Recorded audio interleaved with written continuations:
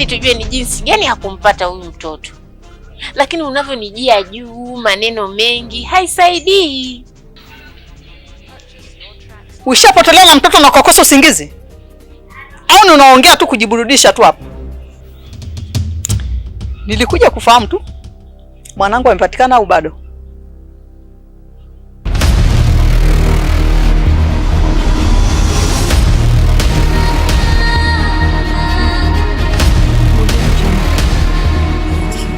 Nyoyo imeachwa simanzi, yuwapi mama tukuoni? Tukuoni tena. Yule mimi ni mke wangu. Kwa kuna shida gani ukionyesha ushirikiano kwangu? Kwa mimi nifanyaje? Nikufanyaje labda? Nikubebe mgongoni au tukamtafuta wote? Sawa, lakini kitu kinaniuma sana. Maana tangia ameondoka nyumbani hamna ushirikiano wote wa ndugu, baba, mama, wewe mwenyewe.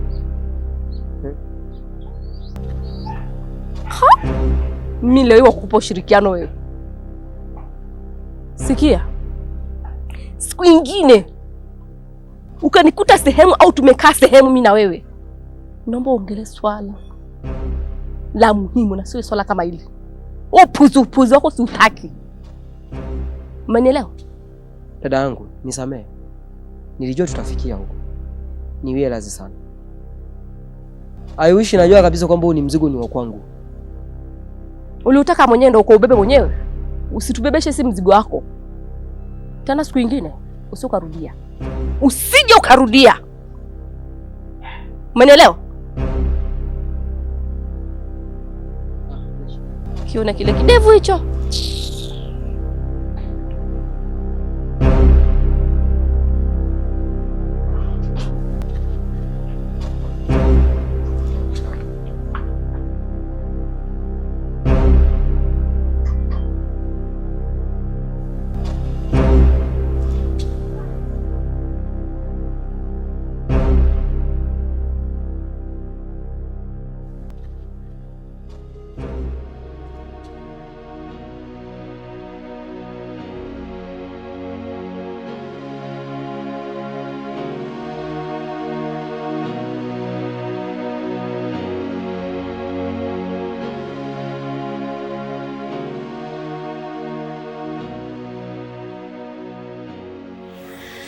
Habari ya saa hizi Mama Ajei?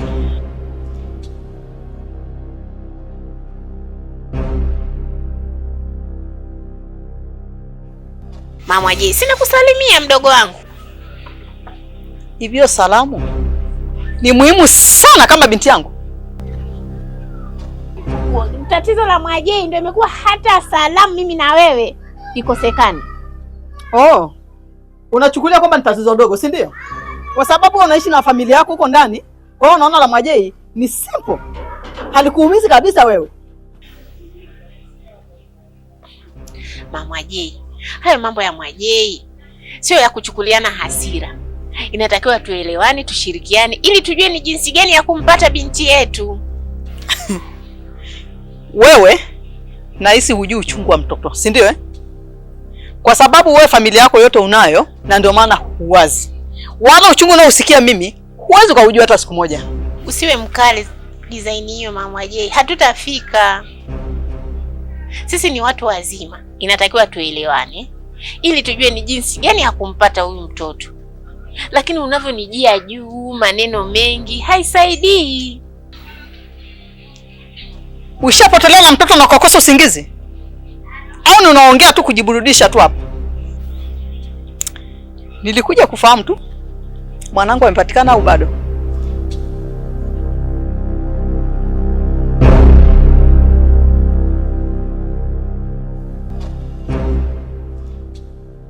Bora hata nimekutana na wewe hapa. Kwenda labda unaweza kanishauri nikabadilisha mawazo mawili matatu. Kuna nini? Bana, kwanza mimi siko sawa kabisa. Siko sawa kwa sababu kama unavyojua pale nyumbani na mimi pia na mke na shemeji yako. Kama wewe unavyoishi na mke wako umeoa, na mimi ni hivyo hivyo. Sasa bana, leo ni siku ya pili. mke wangu haonekani alipo, aliondoka tu ghafla. Sasa ameondoka ghafla kwa sababu gani? Sababu mimi nafikiri na hawa ndugu zangu, yaani bila kukuficha, pale nyumbani kuna mambo mengi sana. Toka nimehamia pale nyumbani, maneno, vikwazo, huenda labda ndo vimemsababisha akaondoka, amechoka. Sasa ndugu zako wanahusikaje na mke wako? Chanzo na shida, yule mwanamke nilimwoa akiwa na mtoto. Kwani ndugu zako walikuwa hawajui kama wewe una mtoto? Mwanasheria, mimi nafikiri hilo alizingatii sana kwenye sheria zetu kwamba mpaka wao ni wajulishe. Sawa. Na hata wewe wakati unamwoa yule mwanamke ulikuwa hujui kama ana mtoto? Sikujua kwa mara ya kwanza, lakini baadaye alikuja kunieleza. Lakini mimi mwenyewe nikaona sio kosa kwa sababu yule ni mtoto wa watu. Alafu kizingatia na hicho ambacho anacho ni kiumbe. Basi na wewe ulimkubali hivyo hivyo, japo alikudanganya toka mwanzo kuwa hana mtoto ili akupate wewe. Lakini ukaona anyway, kwa kuwa umeniambia njoo tu, haina budi, si ndio? Nilimkubali kwa moyo wangu wote. Sasa hawa ndugu zako wana shida gani? Lakini tuachane na hayo. Kikubwa zaidi nimekutana wewe hapa, labda unishauri. Naweza nikapata mawili matatu kutoka kwako kwamba nifanye nini. Maana mpaka sasa hivi hapa nilipo sijui yuko wapi, sijui amekula, sijui amela, sielewi. Na ndugu zangu wote hawaonyeshi ushirikiano wote ule. Hebu ndo maana nimekutana na wewe hapa, jambo la kushukuru. Labda unaweza kanielezea mawili matatu kwamba nifanye nini. Labda nikuulize kitu Mashimba. Ulishawahi hata siku moja kwenda kwao kutoa taarifa au kwenda kuulizia kama amefika au labda hajafika? Bado hajapatikana. Haki ya Mungu. Labda unaye huko nyumbani. Unanizunguka tu hapa na kunitega. Hivi wewe mama, ni kwamba unanichokonoa? Unataka nijue kwamba niko wapi, si ndio Sasa leo niko mbele yako.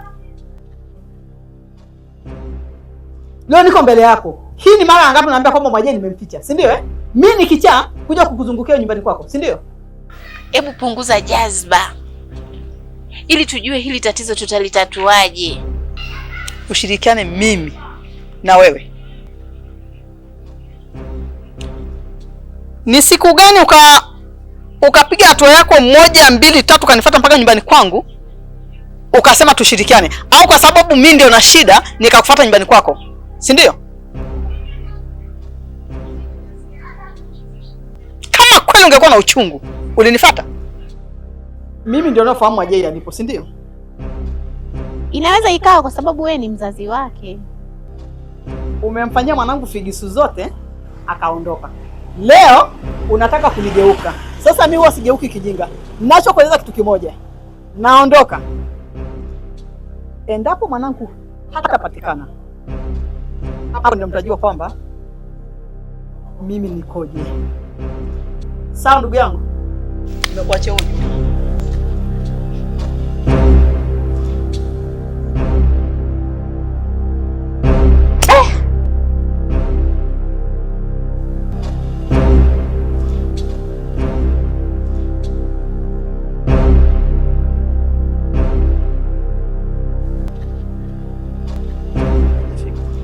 Wanasheria kila sana wasiliana nao.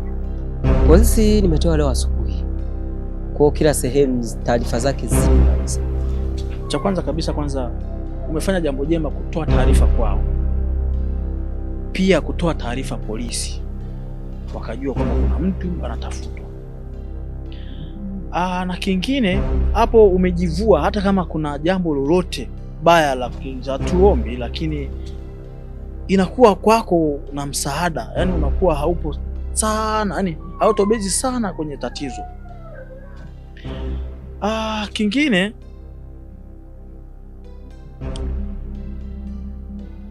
tujaribu kuchapisha picha na kutoa taarifa mbalimbali kwenye media, kwenye redio, watangaze kwamba mtu fulani iko hivi na hivi na hivi, ikiwezekana mpaka kwenye television kabisa. Hii inaweza ikawa msaada kwako. Alafu ushauri wangu pia pale nyumbani, hebu kaa na ndugu zako vizuri, tengenezeni maelewano yako wewe pamoja na ndugu zako. Kinachonipa shida zaidi, mtoto wa watu katoka kwenye mikono yangu, alafu bado nampenda. Kichomi zaidi ndugu zangu. Sawa, yule ni mke wako, usikate tamaa. Wewe mtafute, kama yuko hai atapatikana tu. Na sio mimi tu, tengeneza picha zake nyingi, sambaza kama nilivyokuambia. Usipuuze. Sawa eh? Haya. Sawa, mimi nitaendelea kuhangaika hivyo hivyo. Nafikiri ulikuwa unaelekea hivi. Nilikuwa naenda hapa nyuma hapa. Kuna sehemu hapa ninyo kahawa mara moja sasa jioni. Ninyo kahawa mara moja pale. Tuongozane? Sawa.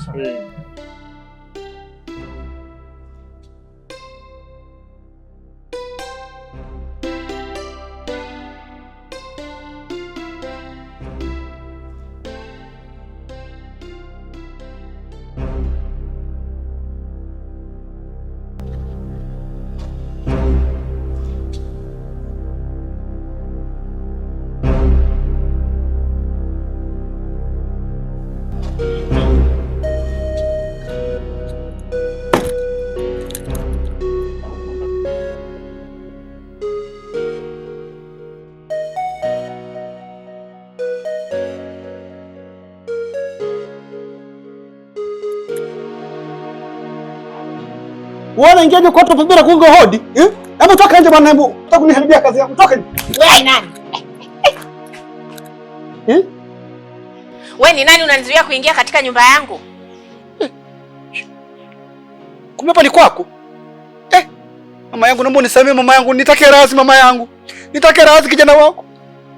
Nimeteleza. Nisamehe. Wewe umefuata nini hapa nyumbani kwangu?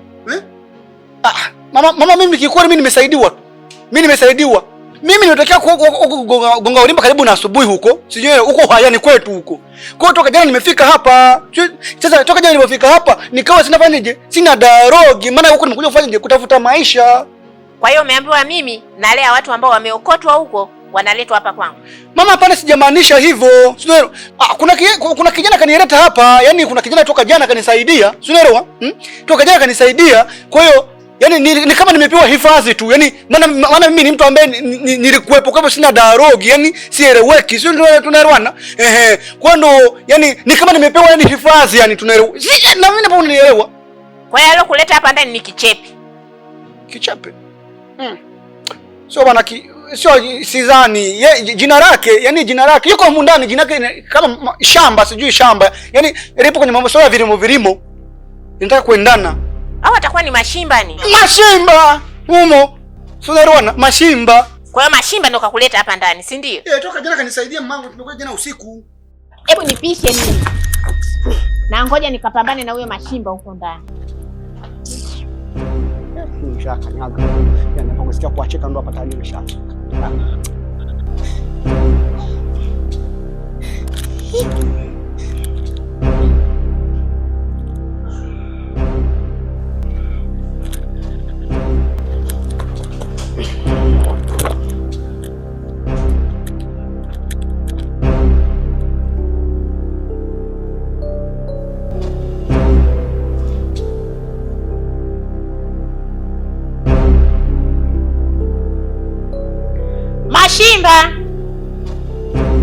Mashimba, njoo. We Mashimba, sinakuita?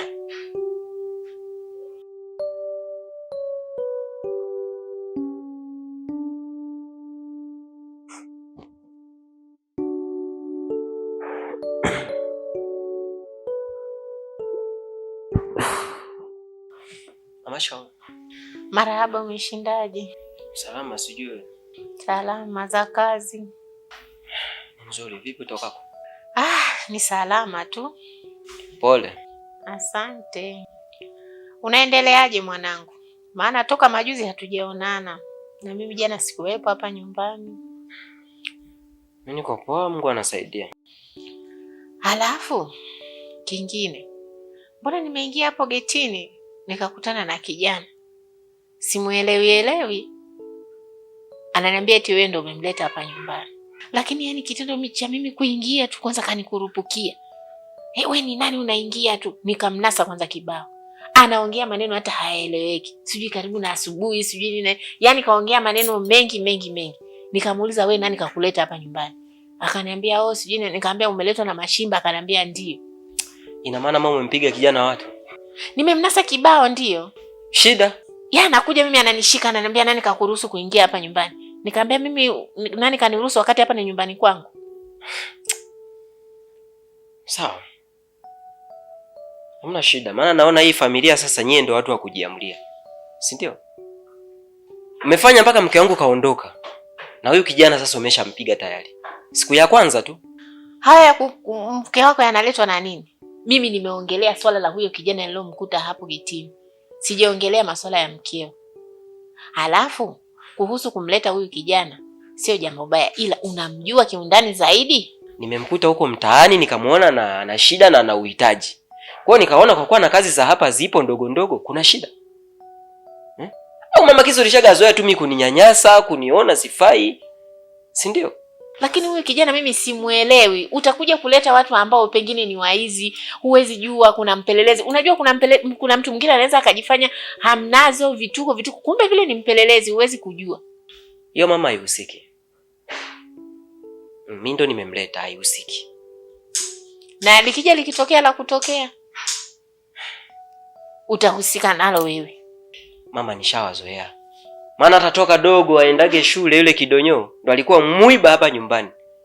Lakini tangia ameondoka wewe ndo umegeuka sasa kumlisi. Istoshe mzee toka ameondoka kwenda safari. Nimekuwa kazi kabisa.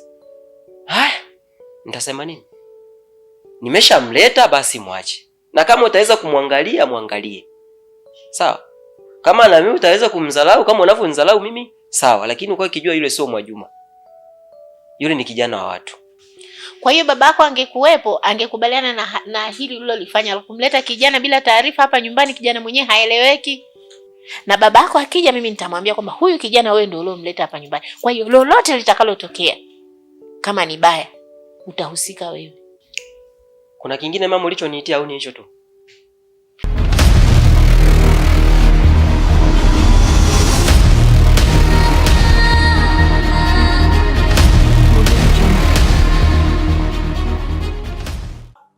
Mke wangu, umefuata nini hapo? Na mimi nikuulize, unafanya nini hapa? Sitaki kubishana na wewe. Sawa? Juzi nilikuambia nina mkutano na wazungu. Na ndo nimetoka juu kule Roshen namba 4 kwenye ukumbi wa mkutano. Wewe umefuata nini hapa? Afadhali hata roho yangu imetulia. Kawivu baba. Hujanijibu swali. Wewe umefuata nini hapa ICG? Mume wangu, kuna rafiki yangu amechukua ukumbi hapo juu. Wana sherehe ndio maana niko hapa. Ndio hao wanaimba imba huko juu? Ndio. Sasa mbona hukuniambia kama unakuja kwenye sherehe? Wiki iliyopita si nilikwambia, lakini si ndio hii sherehe? Kumbe ndio mlikuwa mnaongelea ICG sote? Ndio. Unajua mawazo nayo yamekuwa mengi. Sasa unawaambia nini wale ambao wanatafuta hoteli za kufikia na kumbi nzuri? Mume wangu, mimi ninawaambia tu. Mimi na mume wangu tulibugi kufunga ndoa uchochoroni. Jamani, huku SG Resort mambo ni moto. Yaani hautamani uondoke. Hutamani mume wangu. Au turudie kufunga ndoa. Unamaanisha tufunge ndoa upya tena? Hapana, ile ilishapita. Sasa cha kufanya, kwa sababu umetamani mazingira ya SG Resort, tuandae tu sherehe, alafu tutaifanyia hapa. Unaongea mume wangu.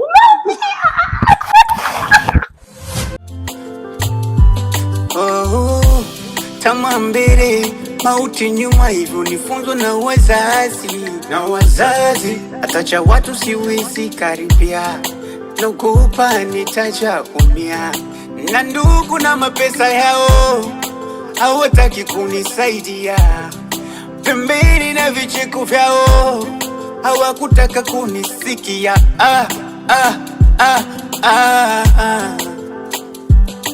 Sema na nguo zimejaa viraka, mikono nyuma mtaani unachongea, yani sina msata, ninapopita barabarani wanaongea.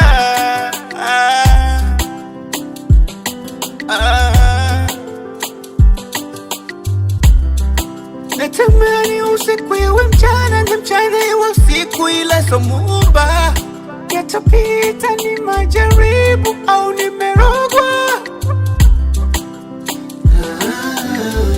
Hata nyumba sina, hata kibanda sina, nguo za kuwazima mpaka natia huruma. Hata nyumba sina.